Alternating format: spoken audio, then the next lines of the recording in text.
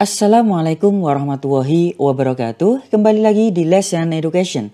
Oke teman-teman, pada kesempatan kali ini kita akan kembali membahas di part yang ketiga persiapan CPNS tahun 2022. Dan semoga masih banyak kuota ya nanti ya teman-teman ya untuk CPNS 2022. Dan video kali ini kita akan membahas tentang dasar-dasar menguasai soal silogisme. Nah, di sini sudah saya sajikan kisi-kisi dari SKD CPNS tahun kemarin ya, 2021. Ada TIU, TWK, dan TKP. Sesuai dengan yang saya sampaikan di video selanjutnya, kita akan mengurutkan dari semua kisi-kisi ini. Jadi ini kisi-kisi yang kemarin ya teman-teman ya. Kita urutkan, kemarin kita sudah membahas tentang analogi, sekarang kita akan membahas tentang silogisme.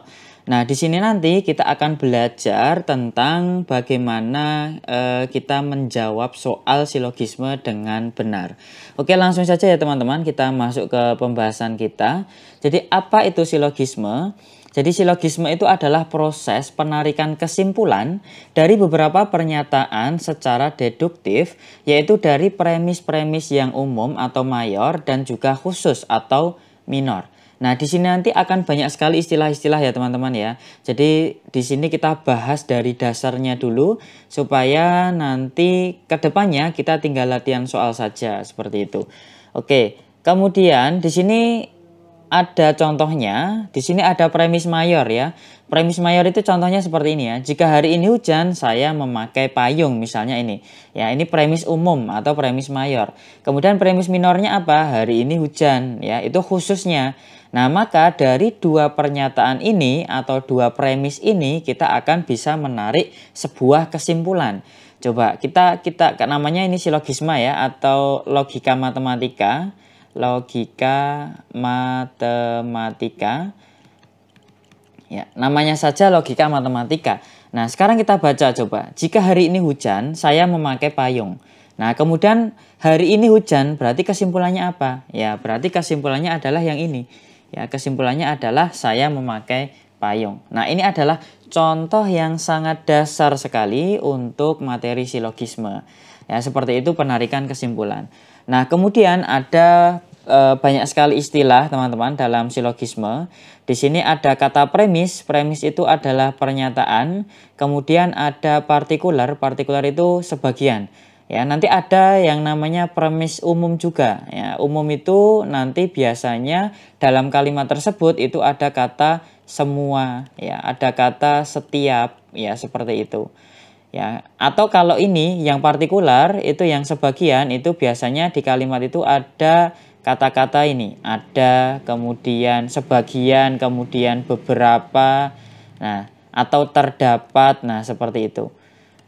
Nah, nanti ada caranya teman-teman. Bagaimana kalau suatu premis nanti bentuknya adalah partikular atau premis nanti bentuknya adalah bentuk yang umum. Jadi ada cara mengerjakannya dan ada trik untuk memilih jawabannya. Jadi pastikan teman-teman untuk menyimak video ini sampai selesai. Oke, sebenarnya di bulan-bulan yang lalu di tahun ini ya teman-teman ya 2021 itu saya sudah membuatkan tentang trik ya tanpa rumus, silogisme tanpa rumus. Itu teman-teman silahkan bisa dicek di video yang di sini ya. Silahkan dicek. Jadi ini boleh di pause dulu teman-teman nanti bisa dicek di video yang sudah saya buat. Itu juga lengkap sekali, sudah komplit dengan trik kata kunci untuk menyelesaikan soal silogisme. Nah, di sini karena di sini belum saya bahas untuk yang dasarnya, kita akan bahas dulu dasarnya. Nah, di sini teman-teman ada secara umum itu ada tiga istilahnya apa ya? Ada tiga jenis ya, ada tiga jenis. Ini secara dasar sekali ya teman-teman ya. Yaitu ada yang namanya modus ponens, kemudian tolens, kemudian silogisme itu sendiri. Nah, di sini kita bahas dulu yang modus ponen. Apa itu modus ponen? Ya nggak usah bingung ya teman-teman. Ini hanya namanya saja ya. Intinya kita ingat saja ininya apa? Rumusnya saja. Jadi misalkan ada premis yang pertama itu P, ini ada panah ke kanan H. Nah, ini bacanya panah ini teman-teman dalam matematika itu bacanya adalah jika titik maka. Nah, bacanya seperti itu. Jadi kalau ada petunjuk tentang logika matematika atau silogisme, kok bentuknya adalah panah seperti ini, itu bacanya adalah jika titik-titik maka titik-titik. Nah, kalau di sini P, di sini Hi, maka di sini jika P maka Hi, seperti itu. Ya, jadi jika titik-titik maka titik-titik itu disimbolkan dengan garis panah ke kanan seperti ini. Premis 1 misalnya. Ini berarti bacanya apa teman-teman? Jika P maka Hi. Ya, jadi premis yang pertama atau premis mayor itu misalnya jika P maka Hi. Kemudian premis yang kedua atau premis minornya itu adalah P, maka kesimpulannya adalah Hi. Oke, ya. Jadi tidak perlu diingat ponens itu ini, tolens itu ini, tidak perlu ya. Teman-teman ingat saja bentuknya, ingat saja posisinya. Jadi jika P maka Q, kemudian ada premis lagi. Premis tadi apa, teman-teman? Iya, premis tadi adalah pernyataan. Bukan pertanyaan ya, tapi pernyataan, ya, pernyataan ditandai dengan tanda titik. Kalau pertanyaan ditandai dengan tanda tanya, kan seperti itu. Oke, jika P maka Q, di sini P maka kesimpulannya Q. Nanti kita akan berikan contoh, tenang ya teman-teman ya. Kemudian modus tolens itu adalah jika P maka Q, kemudian premis khususnya itu negasi Q ya. Negasi itu berarti yang nanti ada kata tidaknya gitu ya. Itu negasi, tidak atau bukan ya, itu negasi namanya. Biasanya simbolnya seperti ini. Ya, simbolnya seperti ini. Negasi P berarti bukan P, negasi Q berarti bukan Q gitu ya. Istilahnya gampangnya di sini adalah tanda negatifnya gitu. Nanti akan kita beri contoh ya. Jadi kalau premis 1 itu jika P maka Q, kemudian premis yang kedua itu bukan Q atau negasi Q, maka kesimpulannya juga negasi P gitu ya teman-teman ya. Oke, kemudian silogisme. Kalau silogisme, nah ini yang sering keluar. Bentuk sederhananya dari silogisme itu adalah jika P maka Q, kemudian premis yang kedua jika Q maka R, kesimpulannya adalah jika P maka R. Ya, kalau teman-teman lihat di sini bentuknya, di sini P Q, Q R. Nah, di sini tinggal dibuang saja yang sama teman-teman. Di sini kan ada Q, di sini ada Q, kita buang. Berarti tinggal apa? Tinggal P dan R. Jika P maka R, gitu aja. Oke, ini adalah rumus konsep dasarnya sebelum kita masuk ke soal-soal silogisme yang lebih susah lagi seperti itu. Oke, sekali lagi teman-teman silahkan cek yang video yang ada di atas ini ya teman-teman ya.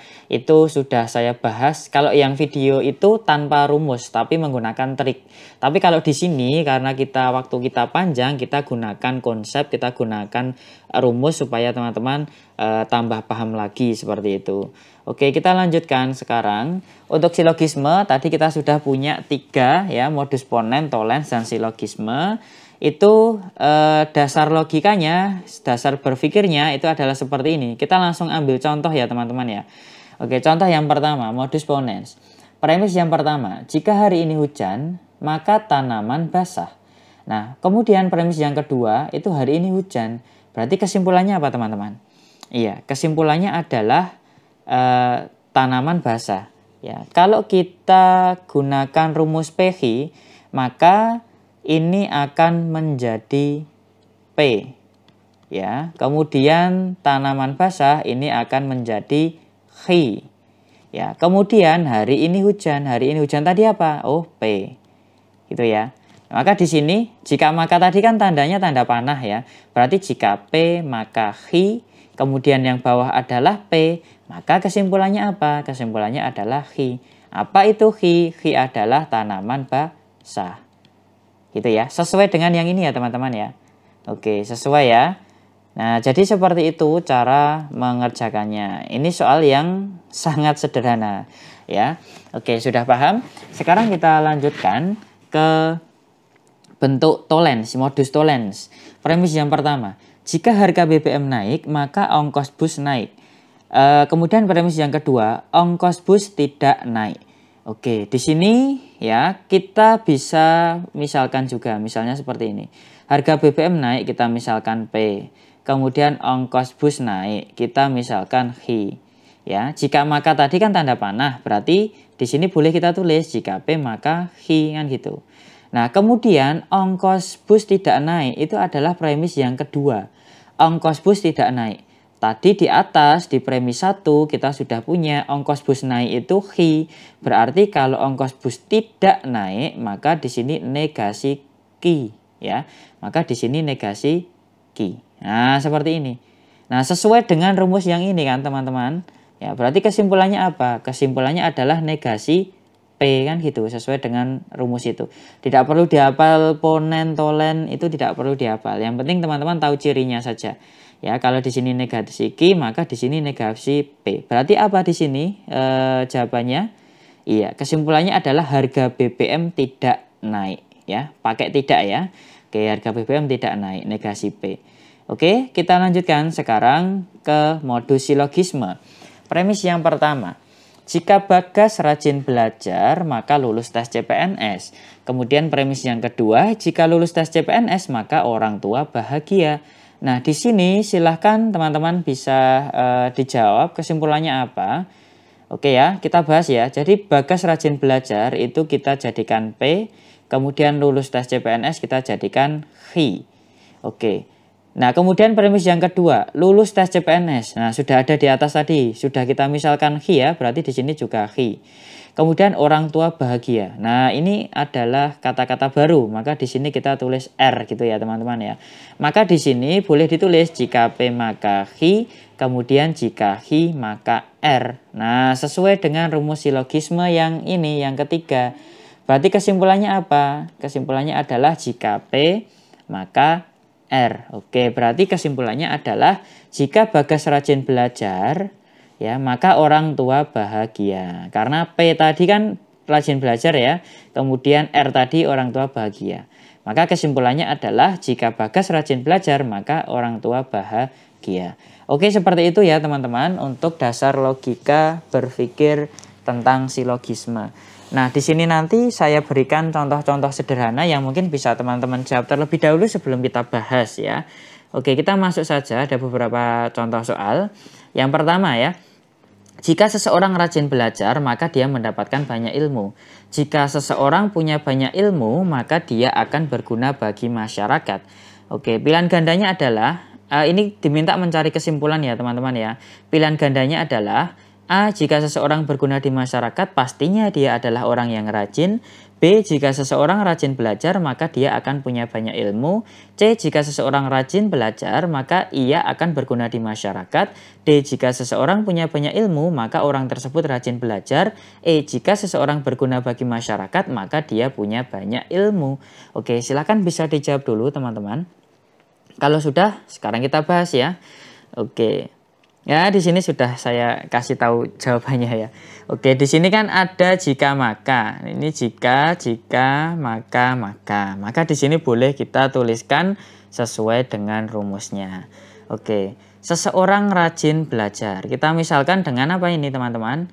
Ya, kita misalkan dengan P ya, katakanlah P. Kemudian dia mendapatkan banyak ilmu. Nah, di sini hi.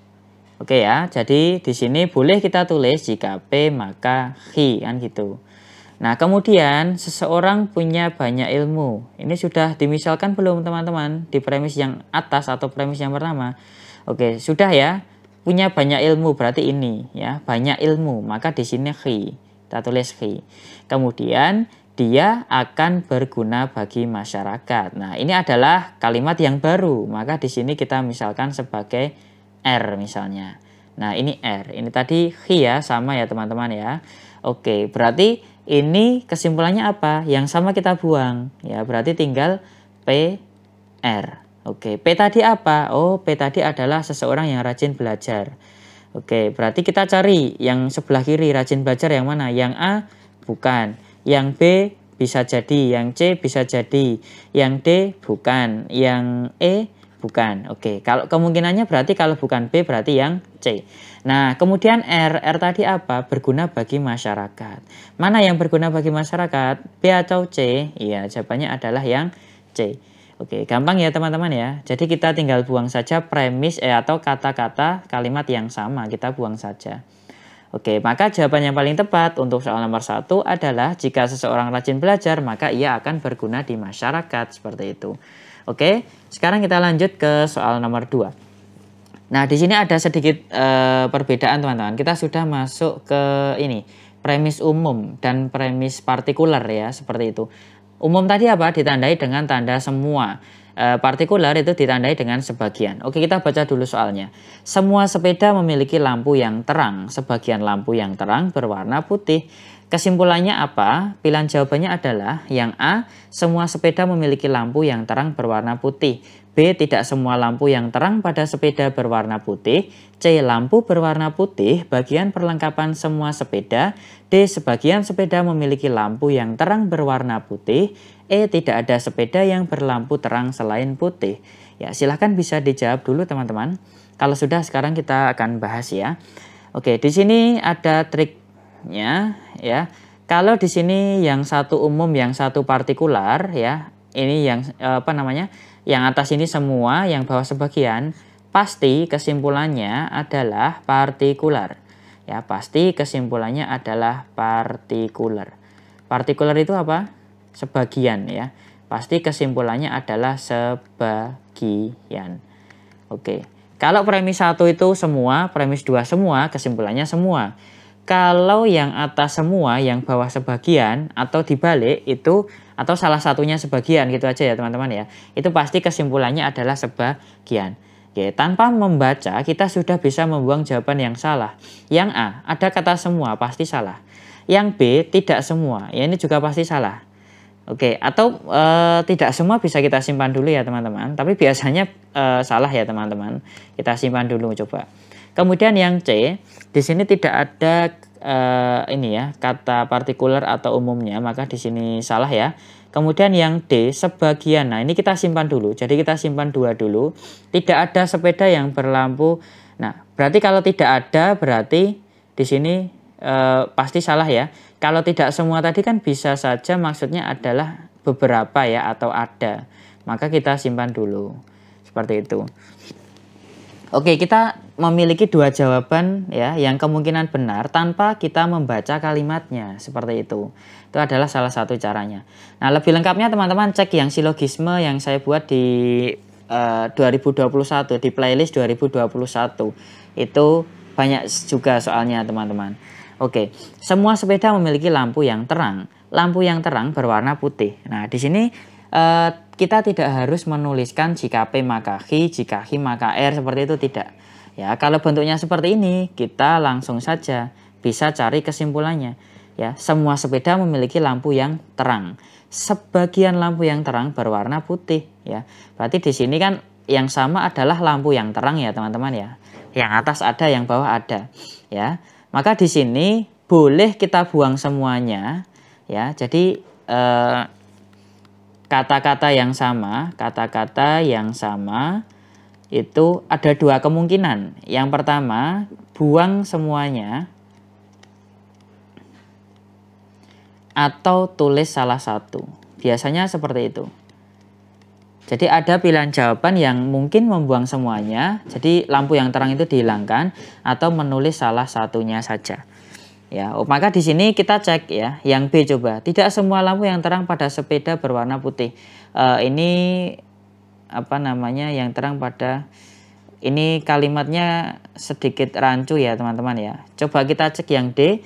Sebagian sepeda memiliki lampu yang terang berwarna putih. Nah, ini adalah yang paling tepat, yang paling jelas, yang paling mudah dipahami. Nah, itulah jawabannya. Maka di sini jawaban yang paling tepat itu adalah yang D. Gitu ya teman-teman ya. Sebagian sepeda memiliki lampu yang terang. Nah, ini kan ditulis 1 teman-teman, berwarna putih. Nah, sesuai dengan premis-premis pada soal. Oke, jawaban yang paling tepat berarti adalah yang D. Oke, sekarang kita lanjutkan ke soal nomor 3. Semua mahasiswa yang belajar pasti lulus ujian. Sebagian mahasiswa yang lulus ujian ternyata tidak belajar. Oke, di sini kita punya ini, semua dan sebagian. Maka kesimpulannya pasti apa, teman-teman? Iya, pasti kesimpulannya ada kata sebagian. Ya, atau terkadang ini ya, ada kata terdapat atau ada. Seperti itu. Oke. Maka yang di sini yang ada kata semuanya di pilihan jawabannya itu pasti salah, kita buang saja. Nah, Jadi tanpa membaca kita bisa langsung membuang jawaban yang salah. Oke, di sini kita masih ada 2 jawaban yang kemungkinan benar. Nah, sekarang kita baca. Semua mahasiswa yang belajar pasti lulus ujian. Sebagian mahasiswa yang lulus ujian ternyata tidak belajar. Kata-kata yang sama apa teman-teman? Yaitu lulus ujian. Maka di sini nanti ditulis satu saja ya teman-teman ya. Oke, sekarang kita cek jawabannya. Yang C, sebagian mahasiswa belajar dan lulus ujian. Jadi sebagian mahasiswa belajar dan lulus ujian. Oke, ini ada yang masuk ya logikanya ya teman-teman. Kemudian yang E, sebagian mahasiswa yang tidak lulus ujian ternyata belajar. Nah, ini berlawanan dengan premis 1 tadi. Berlawanan teman-teman. Kalau berlawanan berarti salah. Ya. Premis 1 tadi, semua mahasiswa yang belajar pasti lulus ujian. Nah, di sini dikatakan sebagian mahasiswa yang tidak lulus ternyata belajar. Ya salah, padahal yang belajar itu pasti lulus ujian kan gitu. Oke, maka jawaban yang paling tepat untuk soal nomor 3 adalah yang C. Ya. Oke teman-teman, kita lanjut ke soal nomor 4. Semua karyawan harus hadir dalam rapat rutin. Sebagian office boy adalah karyawan. Oke, pilihan jawabannya nanti ya, kita coba buang dulu jawaban yang salah. Oke, semua sebagian. Ini berarti kesimpulannya nanti adalah sebagian. Oke, kita buang yang ada kata semuanya. Kita buang, kita buang, kita buang. Karena itu bukan jawabannya. Oke, yuk. Kita baca dulu ya soalnya teman-teman. Semua karyawan harus hadir dalam rapat rutin. Oke, sebagian office boy adalah karyawan. Di sini kata yang sama apa teman-teman? Kata yang sama adalah karyawan ya. Di sini ada kata karyawan, di sini adalah kata karyawannya. Jadi yang sama adalah kata karyawannya. Tadi kalau ada kata yang sama diapakan? Kalau tidak dibuang semuanya, boleh ditulis salah satu. Oke, kalau tidak dibuang semuanya, maka boleh ditulis salah satu. Nah, dari sini kita bisa simpulkan sebagian ya, kesimpulannya apa? Jadi sebagian yang hadir dalam rapat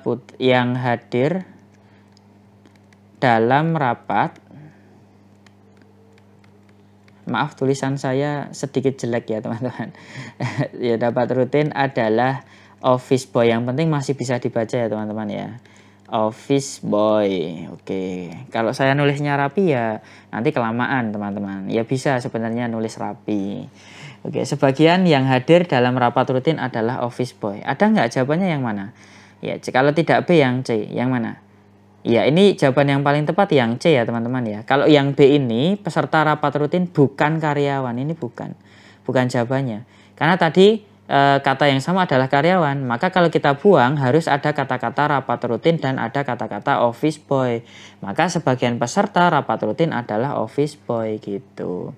Berarti jawaban yang paling tepat adalah yang C. Oke, ya kita masuk ke soal yang terakhir, soal nomor 5. Teman-teman jawab dulu coba. Di sini ada kata semua, ada kata sebagian. Oke, ya. Kita ambil kesimpulannya berarti adalah sebagian. Oke, berarti yang ada kata semuanya pasti kita buang. Seperti itu ya. Kemudian kita baca soalnya. Semua siswa kelas 12 harus berseragam batik. Sebagian siswa yang dihukum adalah siswa kelas 12. Kata-kata yang sama apa teman-teman? Kalimat yang sama apa? Ini ya, siswa kelas 12 ya. Ini yang sama. Maka di sini kita buang atau kita tulis salah satu kan gitu. Oke, kita baca jawabannya. Yang A, sebagian siswa yang berseragam batik bukan kelas 12. Oke, yang berseragam batik bukan kelas 12. Maka ini kalimatnya negatif ya, bukan ya teman-teman ya. Kemudian yang B, sebagian siswa yang dihukum berseragam batik. Oke, kita simpan dulu. Karena di sini, karena tadi siswa kelas 12 itu kita buang, maka di sini harus ada kata-kata seragam batik, harus ada kata-kata siswa yang dihukum. Kalau yang A tadi tidak ada kata-kata siswa yang dihukum, maka yang A tadi berarti pasti salah ya teman-teman. Oke, yang B kita simpan karena ada kata-kata yang dihukum berseragam batik. Kemudian yang E, sebagian siswa yang tidak berseragam batik tidak dihukum. Nah ini negatif ya teman-teman ya, terlalu rancu ya teman-teman. Kalau dibandingkan dengan yang B coba, ini jawaban yang paling tepat pasti adalah yang B. Sebagian siswa yang dihukum berseragam batik gitu. Nah, nanti kalau mau belajar yang ini, nanti ada itu teman-teman, ada inverse, converse, kemudian kontraposisi ya, kontraposisi. Artinya kalau teman-teman sudah menemukan kesimpulan dengan logika yang mudah dipahami, ya sudah, berarti itu jawabannya. Kesimpulan yang benar ya teman-teman ya. Oke, seperti itu. Ya, jadi jawaban yang paling tepat adalah yang B. Oke teman-teman, seperti itu pembahasan kita di video kali ini. Jangan lupa cek di video tahun 2021 ya teman-teman ya, di playlist. 2020 juga ada, 2019 juga ada. Teman-teman cek saja di playlist. Terima kasih teman-teman yang sudah join di Lesson Education. Jangan lupa dukung terus channel ini dengan cara subscribe, like, share video ini supaya semakin berkembang dan semakin semangat lagi membuat soal-soalnya. Terima kasih, sampai berjumpa kembali di video selanjutnya. Wassalamualaikum warahmatullahi wabarakatuh.